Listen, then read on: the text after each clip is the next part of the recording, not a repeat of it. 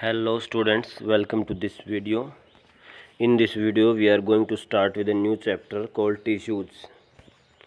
इससे पहले हमने आपका fundamental unit of life cell complete कर चुके हैं। यदि आप उसके वीडियोस देखना चाहते हैं तो प्लेलिस्ट में जाकर आप देख सकते हैं। क्लास 9th बायोलॉजी के नाम से प्लेलिस्ट है, वहाँ पर आप जाकर उसके वीडियोस देख सकते हैं। तो आज के इस वीडियो में स्टार्ट करने वाले हैं टिश्यूज़ की एनसीईआरटी रीडिंग और साथ में ही एक लाइन को एक्सप्लेन किया जाएगा।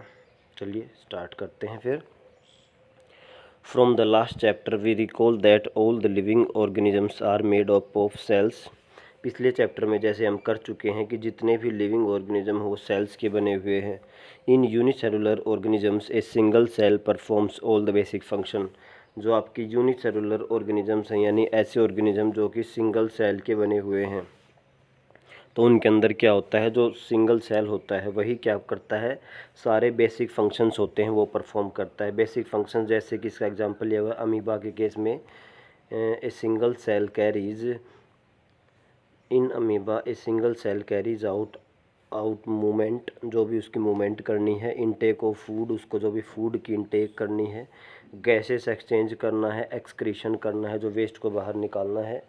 तो ये सारे जो प्रोसेस हैं, जो बेसिक लाइफ प्रोसेस हैं, वो कौन कर रहा है, तो वो सिंगल सेल ही परफॉर्म करेगा, क्योंकि उसके अंदर पूरी बॉडी के अंदर एक ही सेल है, तो वही सेल उसके सारे बेसिक फंक्शंस को परफॉर्म करेगा। आगे देखते हैं। But in multicellular organisms these there are millions of sales.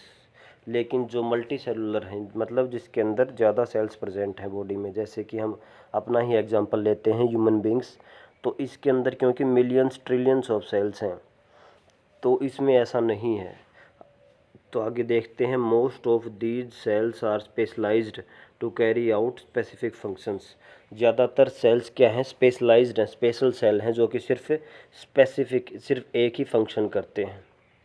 ऐसा नहीं है कि जो सभी तरह के सेल सारे फंक्शन करेंगे। जैसे एक सेल है वो डाइजेशन भी करेगा, वही सेल रेस्पिरेशन भी करेगा, वही सेल आपका ब्लड की ट्रांसपोर्ट में भी हेल्प करेगा, वही सेल आपका एक्सक्रीशन में हेल्प करेगा। तो ऐसा नहीं है। तो क्या है, स्पेशलाइज्ड सेल्स हैं, कुछ स्पेशलाइज्ड सेल्स हैं जो स्पेशल फंक्शन ही करेंगे। Each specialised function is taken by different group of cells. हर एक जो स्पेशल फंक्शन होता है, जैसे ब्रीदिंग का फंक्शन है, तो वो एक अलग ग्रुप ऑफ सेल्स होंगे। जो लंग्स के सेल्स हैं वो ब्रीदिंग करवाएंगे, गैसेस एक्सचेंज करवाएंगे। जैसे जो हार्ट के सेल हैं वो क्या करवाएंगे, पंपिंग करवाएंगे, ट्रांसपोर्ट में हेल्प करवाएंगे, ब्लड की सर्कुलेशन करवाएंगे। तो हर एक जो स्पेशल फंक्शन है वो एक डिफरेंट ग्रुप ऑफ सेल्स के द्वारा परफॉर्म किया जाता है मल्टी सेलुलर के केस में। Since these cells carry out only a particular functions, they do it very effectively। क्योंकि एक सेल को पता है कि मुझे सिर्फ यही फंक्शन करना है, तो वो इसको अच्छे से करते हैं, बहुत ही इफ़ेक्टिव तरीके से परफॉर्म करेंगे। In human beings muscle cells contract and relax to cause movements. जैसे कि आपको पता है ह्यूमन बींग्स के अंदर जो मसल के सेल्स होते हैं उसका मेन काम होता है कॉन्ट्रैक्शन और रिलैक्सेशन। और जैसे कि जो नर्व सेल है, नर्व सेल कैरी आउट करते हैं मैसेज, जो भी मैसेज होता है वो ब्रेन तक पहुंचाने का और ब्रेन से उसके बॉडी पार्ट्स तक लेके आने का जो काम हो नर्व सेल्स करते हैं। जैसे ब्लड सेल्स जो होते हैं, फ्लो टू ट्रांसपोर्ट ऑक्सीजन, तो वो ऑक्सीजन की ट्रांसपोर्ट में हेल्प करते हैं, फूड की, हार्मोन्स की, वेस्ट मटेरियल की, एंड सो ऑन। तो मतलब अब कोई स्पेसिफिक सेल है तो उसको सिर्फ एक ही फंक्शन करना है, तो वो उस फंक्शन को बड़े ही अच्छे तरीके से, बड़े ही इफ़ेक्टिव तरीके से करेगा। In plants vascular tissues conduct food and water from one part two the other part. जैसे कि प्लांट्स के अंदर जो वस्कुलर टिश्यू हैं, जाइलम एंड फ्लोएम्स होते हैं, उसका काम क्या होता है, फूड और वाटर का एक पार्ट से दूसरे पार्ट तक ट्रांसपोर्ट करना। अब लास्ट में हम कह सकते हैं, so multi cellular organisms show division of labour. Division of labour मतलब सभी ने अपना अपना काम बांट रखा है। कुछ सेल्स एक काम कर रहे हैं, दूसरे सेल्स कुछ और काम कर रहे हैं, तो ग्रुप ऑफ सेल्स हैं वो मिल करके एक फंक्शन ही करेंगे। देखो लिखा हुआ आगे, cells specialising in one function are often grouped together in the body. जो सेल सिर्फ एक ही फंक्शन करेंगे वो हमारी बॉडी में लगभग एक जगह ही ग्रुप करके रखे गए हैं। This means that there is a particular function is carried out by a cluster of cells at definite place in the body. मतलब क्या है कि ग्रुप ऑफ सेल्स है, क्लस्टर ऑफ सेल्स है, जो कि एक ही फंक्शन करेंगे और वो एक पर्टिकुलर डेफिनेट जगह के ऊपर बॉडी में प्रेजेंट रहते हैं। ऐसा नहीं है कि वो कहीं भी आपको प्रेजेंट रहेंगे, एक बॉडी के अंदर एक पर्टिकुलर प्लेस के ऊपर ही उसकी लोकेशन होगी और उसी प्लेस पे वो अपना फंक्शन को परफॉर्म करेंगे, सभी मिल करके एक ही फंक्शन, स्पेशल फंक्शन परफॉर्म करेंगे। This cluster of cells is called tissue. ये आपकी टिश्यू की डेफिनेशन आ चुकी है। तो टिश्यू का मतलब टिश्यू के अंदर बहुत सारे सेल्स हैं।